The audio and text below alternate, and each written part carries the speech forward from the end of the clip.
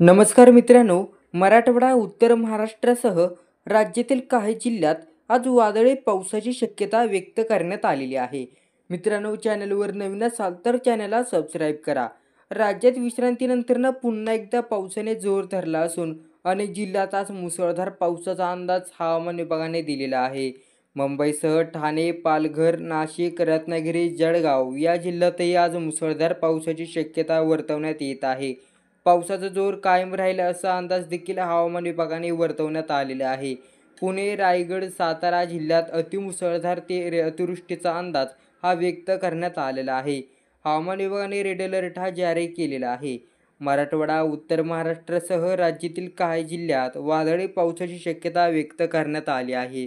सिंधुदुर्ग, कोल्हापूर, अहमदनगर, छत्रपती संभाजीनगर, जालना, बुलढाणा इथे पावसाची शक्यता वर्तवण्यात येत आहे. अमरावती, यवतमाळ, वाशिम, चंद्रपूर, गडचिरोली, नागपूर, भंडारा, गोंदिया, नंदुरबार, धुळे जिल्ह्यात ढगांचा गडगडाट, जोरदार पावसाचा अंदाज देखील हवामान विभागाने वर्तवण्यात आलेला आहे.